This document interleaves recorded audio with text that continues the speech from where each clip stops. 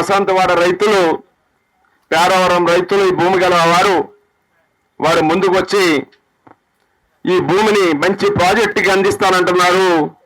మేము సహకరిస్తాం.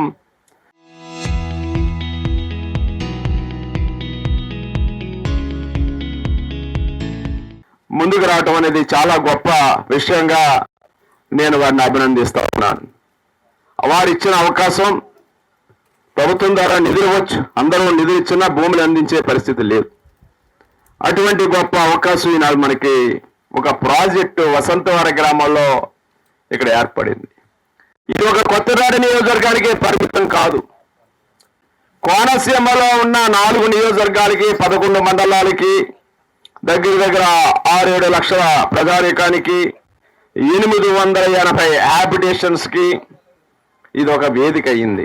R&B standards తో హెవీ లోడ్ వెళ్ళిలా 1 మీటర్ డివైడర్స్ వచ్చి 10 metres carriage way, centre carriage వచ్చి చక్కని బ్రిడ్జిలతో పాటు లాకులు కూడా నిర్మాణం చేసుకుని ఆ లల్లలాకుల ప్రాంతానికి నా కళ.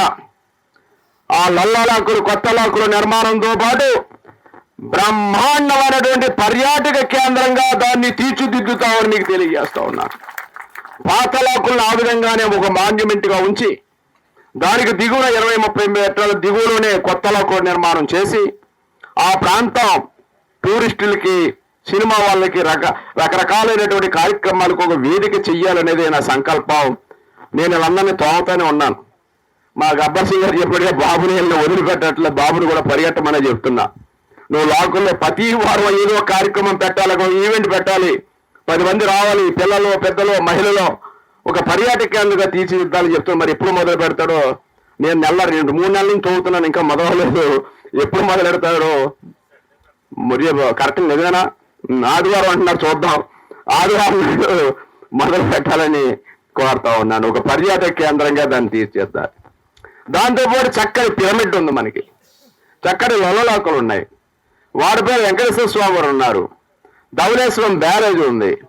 దీనికి ఇంకా అందాలు తీసుకురావాలి. గోదావరి అందాలు, మన ప్రాంత ప్రకృతి సౌందర్యం, మన తోటలు, మన పూల తోటలు, మన యొక్క అన్ని కూడా, మన చేలు, అన్ని సోయగాలు అన్ని చూడాలంటే నా సంకల్పం పేరవరం నుంచి రావులపాలెం దాకా ఏటుగట్టు మీద తారు రోడ్డు వేయాలనేది కూడా ఒక నాకు సంకల్పం ఉంది. తప్పనిసరిగా దాన్ని కూడా ఈ టెన్యూర్లోనే మళ్ళా డీలిమిటేషన్ ఏమవుతాయో, ఎవరుంటారో భగవంతుడికి ఎరిక. ఏ రిజర్వేషన్లు అవుతాయో, ఏ నియోజకవర్గాలు అవుతాయో ఎవరికి తెలియదు. మా భాస్కర్ రెడీ అయిపోయినట్టున్నాడు అప్పుడే.